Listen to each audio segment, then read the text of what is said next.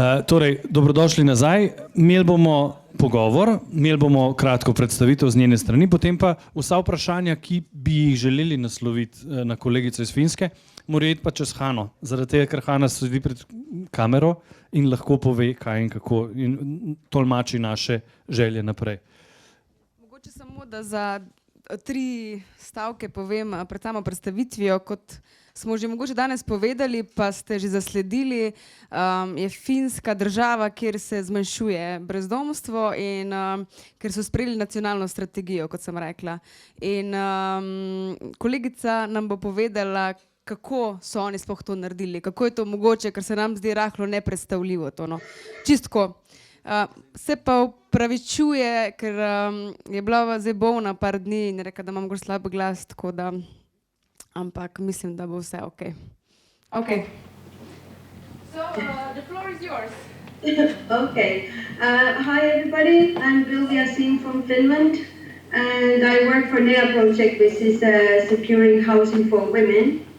I've also done quite a lot of housing first work, so and I'm very interested in this kind of field, like how to end homelessness everywhere, even hopefully in Slovenia. So maybe you all know already that homelessness in Finland has reduced, and Finland is basically the only European country that has been able to reduce homelessness. So if we think about like 1987, there was over 18,000 homeless people, and at the moment we have a little bit over 5,000 homeless people in Finland. And the work to reduce homelessness, or how it became as a topic, started from 1970s. Already when people in housing field started to also think about the homelessness and the cause of homelessness, and it was kind of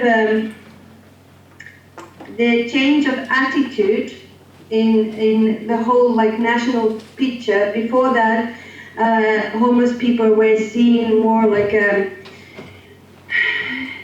just a group that didn't want to have a home, but then politicians and the decision makers started to see that, okay, there are other like social problems which can cause homelessness, and because of this national or even governmental talkings, then there was a group of 4 wise people, and they made a report, and it was called Oma Ovi or something like own home, own key, and based on that, they were very bringing up clearly the change of like what it needs to, like everybody needs to change the ideas, what is causing homelessness, and also that helping homeless people will it will be cost beneficial. It will reduce the costs of because the shelters that time there was a lot of shelters in Finland, so that was not ending homelessness. That was just keeping people for one night in one place, and then they were back on the streets the next day. And so understanding this, that living in shelters is just a temporary solution, and people are still homeless if they stay in shelters, and also shelters don't provide people privacy, or there is no support to help people to tackle the other problems, other issues, like if they were facing mental health issues and or poverty, or alcohol addiction, drug addictions, etc. Can you hear me okay? Yes. Okay. And please feel free, if there's any questions, then I'm happy to answer. And if I don't know any answer, then I will let Hannah know, and later I will find out. Okay? So, because of this, the WISE group and their report, this topic, the homelessness, how to solve the homelessness, became more and more visible. And based on that, 2008 was the first year when we had a national program of ending homelessness, or it was called reducing long-term homelessness, because also there was information gathered that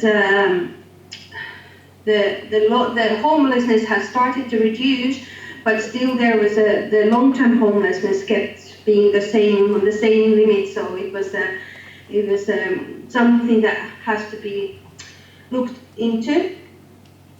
And so we started national program, and it was coordinated by the government, by the Ministry of Environment, and then there was also Ministry of Health and Social Affairs, Criminal Sanction Agency, the Housing Finance and Development Center of Finland, which is called ARA, A-R-A, and then Finland Slot Machine Association, and then 11 cities, the 11 biggest cities in Finland, which has the biggest population of homeless people, and then also church, and then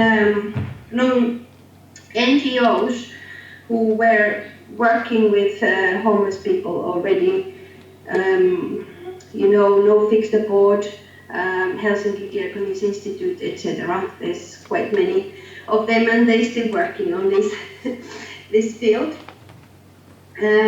So it was huge commitment, and from all different levels, from the politician sectors, the ministries, and then the cities, and then also these organizations that are working with homeless people. And this is one of the reasons why, or probably the biggest reason why Finland has been able to reduce homelessness. And even now, we have a new government, and in their government program, we have had now 3 national programs. There was first 2 were from 2008 and 2015. They were reducing long-term homelessness, and then the last 3 years there's been a program since 2016-2019. It's ending end of this year now. So it's preventing homelessness, and now we don't have a set up plan for the next program, national program, but it's very clearly stated in the new governmental program as well that there has to be maybe a little bit new kind of program, but anyway, there will be a program to reduce, or actually the aim is to halve the homelessness in next 4 years, and then end the homelessness in next 8 years. So our government is, they sit for 4 years. So the first 4 years is going to be half, and then the next 4 years it's going to, no more homeless people in Finland. You set the aim high, and then you will get the results.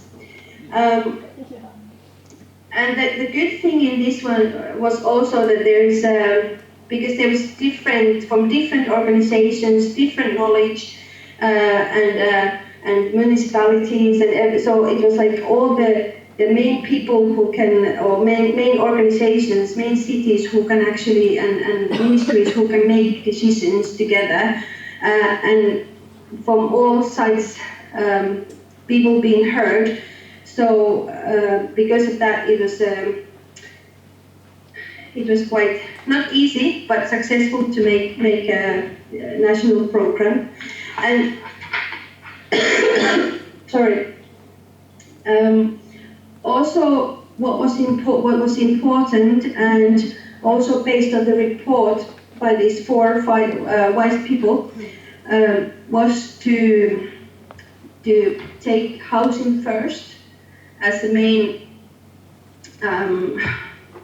how do you say, main, maybe a program to support people who have suffered from homelessness. Because in the report, it was clarified that people who have suffered from long-term homelessness, they do need support to sustain or maintain their living, because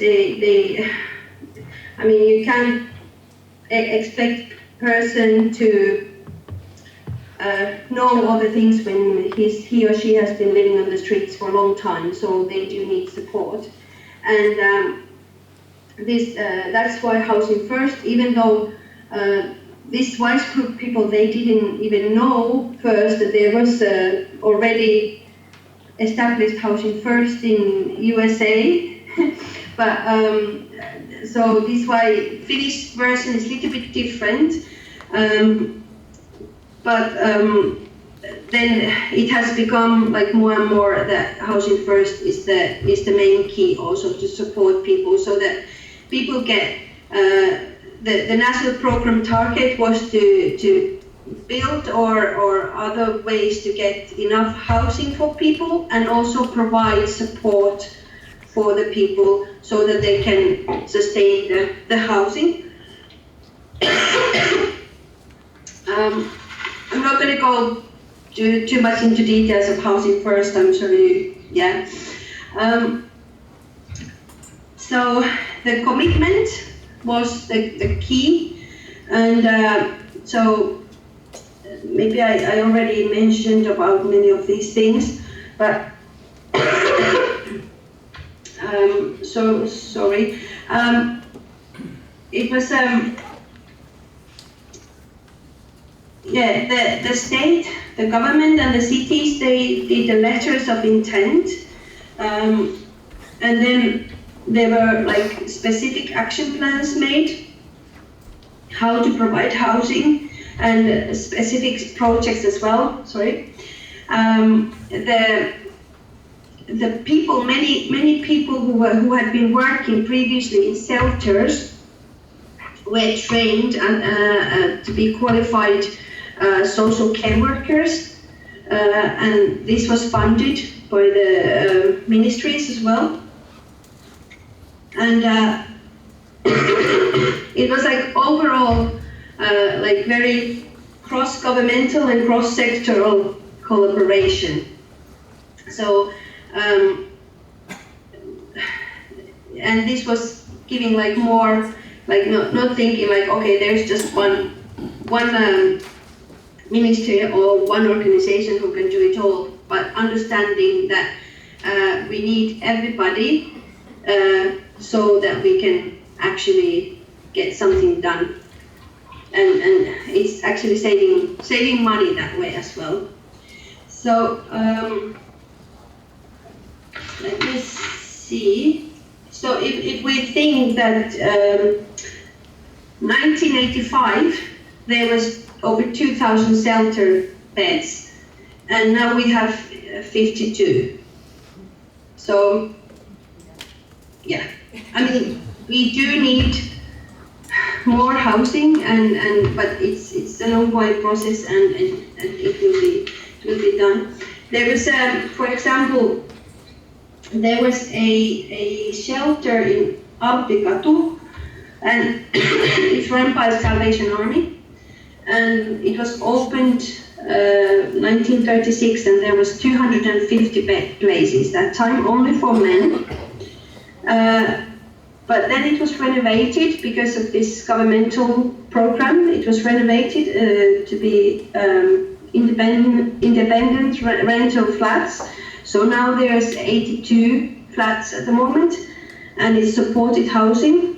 And all the people who live there, they are long-term homeless people, and they get support from the staff who is there 24/7. There's over 20 employees, and they all have their own apartments, which include there's kitchen, room, and bathroom. And then they also have some communal areas where they can, for example, have the communal meetings, community meetings, etc. So quite a big change, I would say. What else I could say? I've been very fast. The funding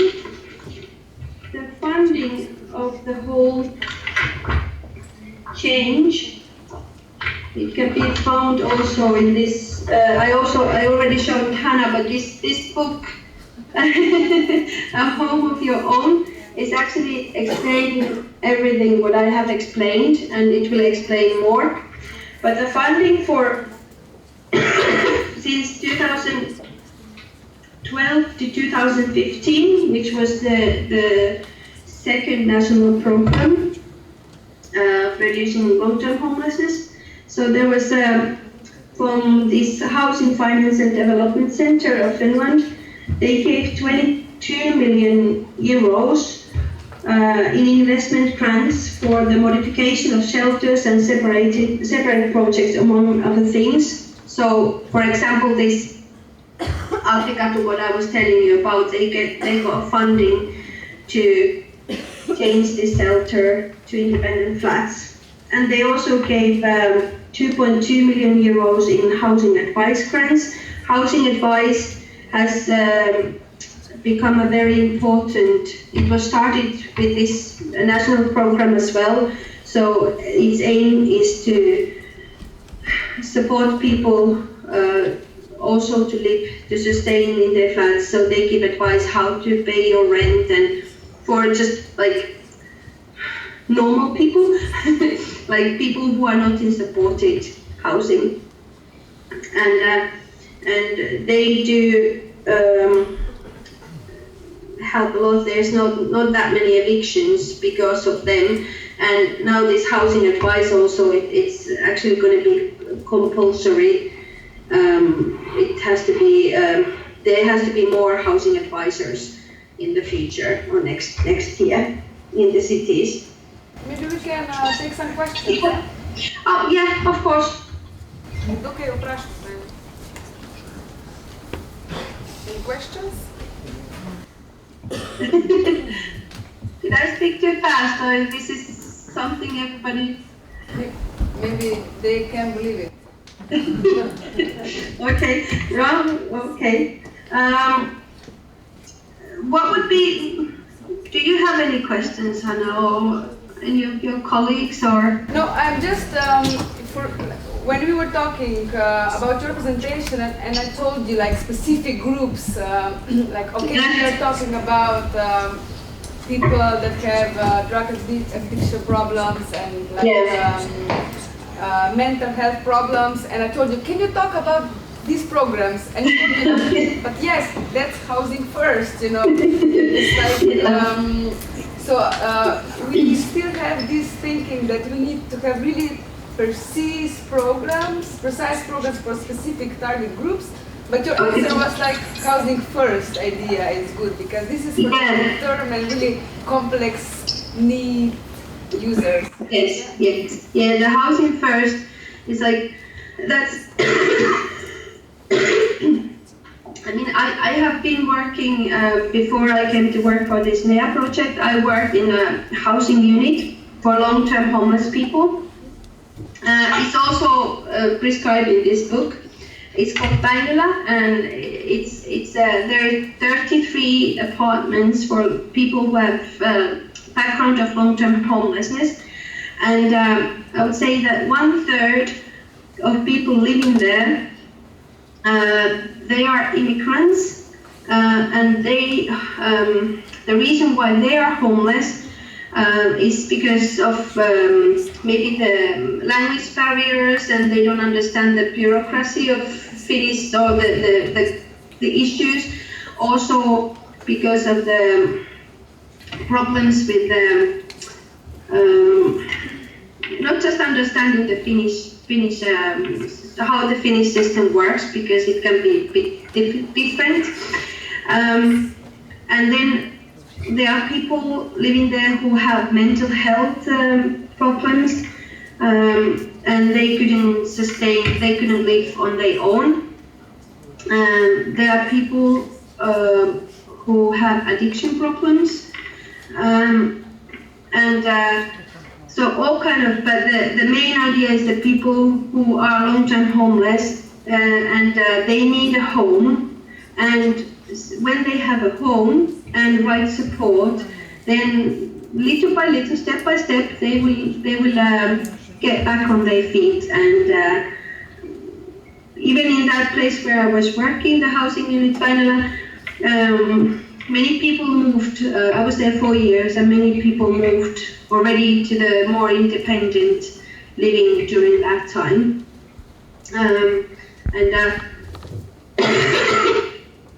So housing first is kind of the key, but it's important when you start working with the housing first idea, is that you do provide the service, but based on the people's rights and their own choices, and understanding that everybody has their own path how they gonna recover. And it's quite often about just harm reduction first, because it takes also time for people to understand that they have a home and they are not being kicked out if they start using drugs or like, I always remember there was one man living in that housing unit where I was working, and he said that it took him 2 years to even feel like it's his home, and so that he can start the recovery. And now he's I just met him a few weeks ago, and he's now doing fine. He's actually he's working part-time for the city, doing like person with lived experience work. He's telling about his own experiences, and he's originally from another country, so he's also doing work for his country of origin. So it takes time, but I'm sure that with this housing first, and then that there's a commitment, also the landlords or whoever is who are building the flats, and the landlords, and that they would have the understanding of that everybody needs a home. I mean, it's quite impossible to tackle your drug or alcohol problems on the streets, if you're on the streets, because like in this project where I'm working now with women, they are saying, all of them who are on the streets, they are saying that it's basically the only way to survive from the violence and traumas and everything on the streets is only to have drugs or alcohol in your blood, because otherwise you would be too afraid. And because of those, like drugs and alcohol, you can just forget and think that you are somewhere else and not on the streets. So you feel so unsafe. And especially, this is for women, but also men, which I think in Slovenia, also the majority of homeless people are men, but also it's a very hard, difficult world for them. And like trying to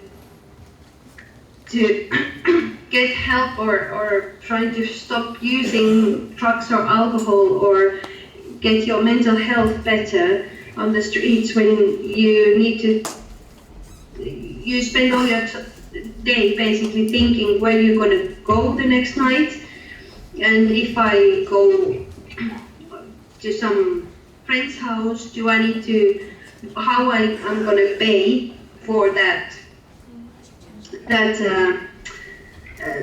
can sleep there, or can I sleep there if people are using there, or so it's like a circle, never-ending circle, and the only way to cut it is basically to get your own safe place, which is home.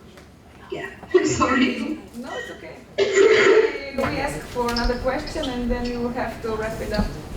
Okay. Kdo še kaj vprašal? Mogoče, kakšna je razlika med ameriškim modelom pa njihovim?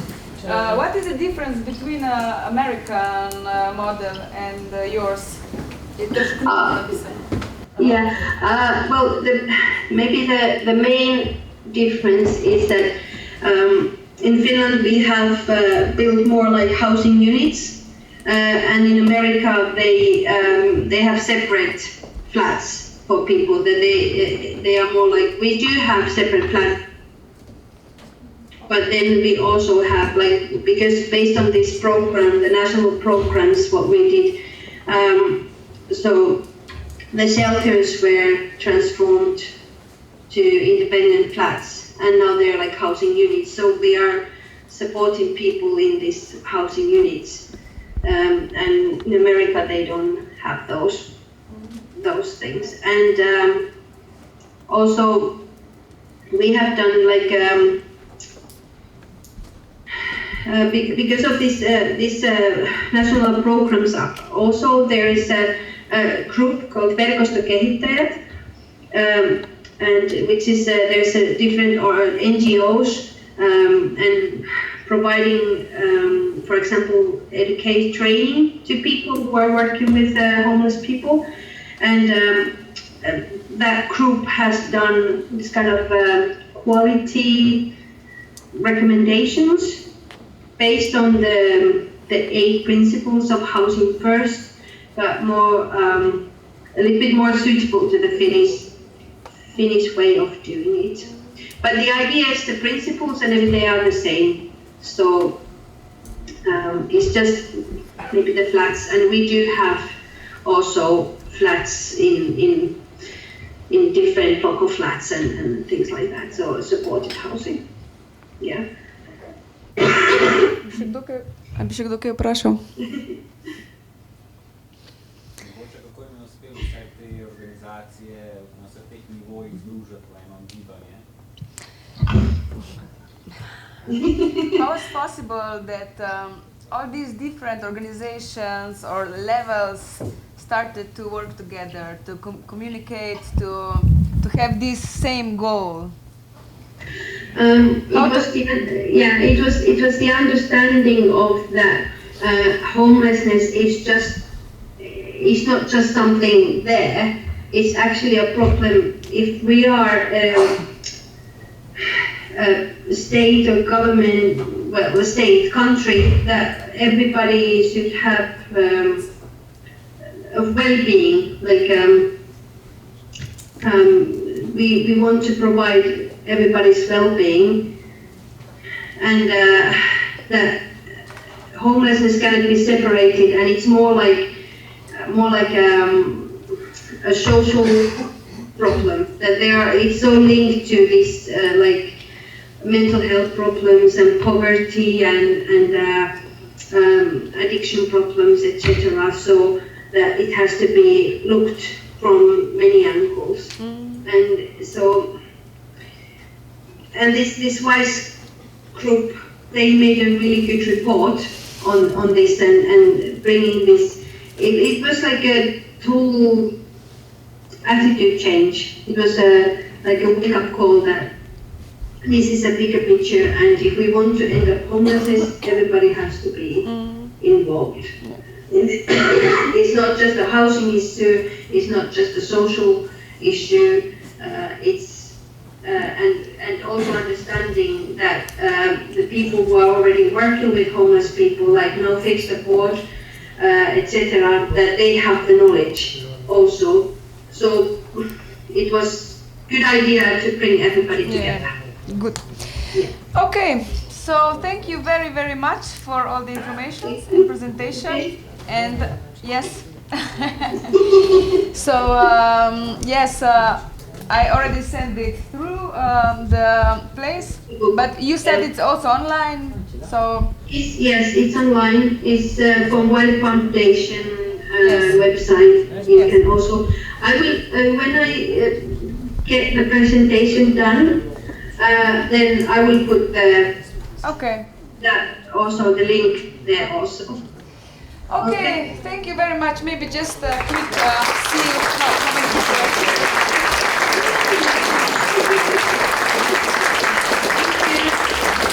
Thank you very much and see you soon. I hope. Okay, so, yeah. Okay. Bye. Bye.